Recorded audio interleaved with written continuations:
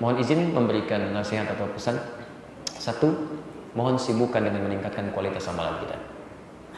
Dan tolong iringi itu dengan menjauhkan segala macam amalan-amalan, kegiatan-kegiatan yang bisa mengurangi atau menghilangkan pahala bagi kita semua. Saya selalu berpesan ini, ingat betul ini ya kalimat saya. Tolong jauhi hal-hal yang kita tidak sadar, pahala kita terbuang. Mencela itu bagian dari hal yang menghilangkan pahala. Berselisih itu menghilangkan pahala. Kalau Anda bisa berdoa dengan baik, kenapa mesti mencela? Tinggalkan yang buruk-buruk, hadirkan yang baik-baik. Jauhi sesuatu yang bisa menghabiskan energi kebaikan kita. Jelas ya? Saya tidak mengajari Anda ilmu pengetahuan untuk menjadikannya sebagai amunisi untuk berdebat. Tidak. Itu sebagai bagian bekal kita untuk meningkatkan kualitas ibadah. Maaf, agak panjang sedikit saja. Ini penting saya sampaikan karena sampai dari kemarin tadi ya, kami mendengar ada hal yang sebenarnya tidak perlu itu terjadi ya. Tidak perlu terjadi ya. Kami diminta pendapat tentang ya, ada sementara lah yang sekarang terjadi, ada yang merasa keberatan dengan hadirnya barangkali teman-teman kita yang mau pencerahan-pencerahan dengan penuh kelembutan, kebaikan. Saya ditanya, Ustaz, bagaimana pendapat Ustaz tentang si fulan? Saya bilang dia orang baik, tapi dia mendapatkan satu peringatan agar dihindari. Peringatan untuk menghindari disebut dengan tahdzir. Tahdzir ya.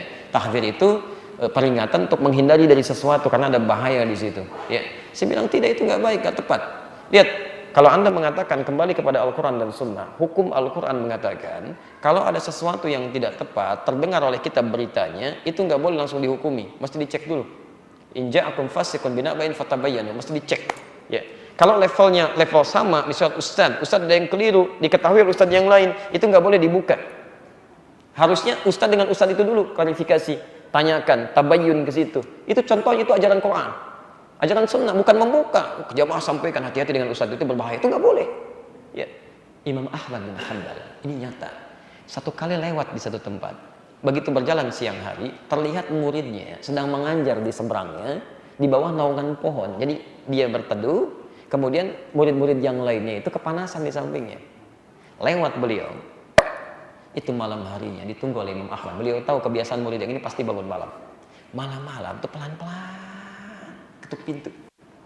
Begitu dibuka kaget yang datang gurunya, sampai mengatakan, "Syekh, kenapa ada yang datang? Saya saja yang datang kepada Anda." Jangan keras-keras. Supaya nggak kedengaran. Jangan keras-keras katanya. Jangankan orang lain, orang rumah pun nggak boleh dengar. Sini. Ketika dibilang duduk pelan-pelan, tadi kalimatnya pelan sekali. Tadi saya lihat siang-siang kamu ngajar. Pada murid-muridmu, mereka kepanasan, kamu tidak. Besok jangan begitu ya. Diam muridnya. Sudah, kembali sana. Ibadah, saya pamit pulang. Anda bayangkan, seorang guru mulia, ahli Quran, ahli hadis, dekat dengan Allah, ibadah luar biasa. Mengetahui guru yang dari muridnya salah, itu pelan-pelan dibetulkan supaya tidak menyebar kesalahannya. Anda bukan ahli Quran, bukan ahli hadis. Jauh kedekatannya dengan Allah. Bagaimana bisa menyebarkan keburukan orang lain yang belum tentu benarnya? Itu nggak boleh begitu. Ya, itu bahaya. Ingat ya, Anda membuka misalnya keterangan tentang orang lain, kalau benar ceritanya itu gibah. Kalau salah itu fitnah. Pilihannya cuma dua. Awas. Kalau bukan gibah itu fitnah. Jadi nggak boleh. Ya. Maaf kalau saya agak tegas ini tentang hal ini karena ini nggak boleh terjadi. Nggak boleh. Jadi jangan saling menyalahkan, jangan saling mencela. Kalau ada sesuatu yang keliru, doakan, kemudian klarifikasi. Kalau salah kita tinggalkan. Tapi kalau benar, hanya mungkin perbedaannya untuk kemudahan aja. Bismillah ada 70 hadis, ada 4 cara, dijaharkan, disirkan, tidak dibaca sama sekali, baca yang pertama, tidak yang lainnya. Nggak usah ribut, ketentuannya dari Nabi ada semua. Ada semuanya. Tapi kalau misalnya nggak sholat, nggak baca Al-Fatihah, itu yang ditinggalkan. Itu pun nggak boleh dicela, diajarkan dulu. Jadi kalau ada sesuatu yang benar, jangan langsung rame dulu, gitu. Nggak boleh begitu. Kenapa sih?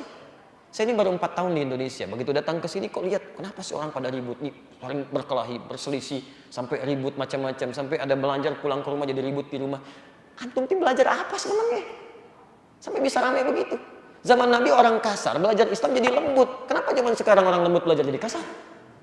Kalau memang ada yang salah itu kan sama-sama saudara, kenapa jadi ribut? Datang, bicara, pelajari sama-sama, itu. Kecuali yang diajarkan bukan Quran Sunnah, ngajarkan kelompok mungkin. Gitu. Anda sih mau ngajak pada siapa? Kalau belajar Quran dan Sunnah, keluarkan Qurannya, keluarkan Sunnahnya, bahas pelan-pelan. Kalau ada yang mengajarkan itu, dipraktekkan, walaupun beda dengan Anda, nggak ada masalah. Syekh Al-Albani ketika di sampingnya beda, nggak ada masalah beliau. Ngelihat temannya sholat, tangannya begini-begini. Ya.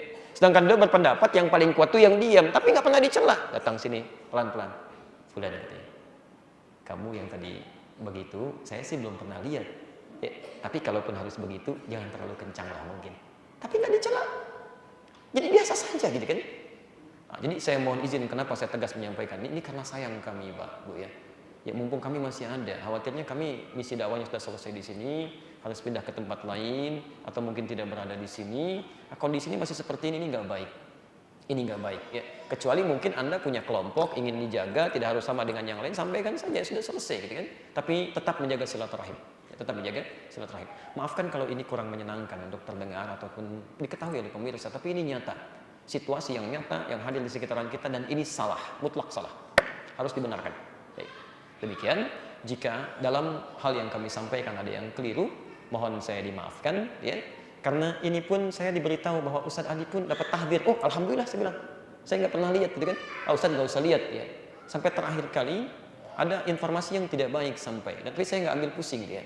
Ada informasi menyampaikan kalau Ustadz Ali itu terlibat dari satu di antara orang yang terlibat memfasilitasi jemaah haji yang lewat Filipina itu yang 177 paspor.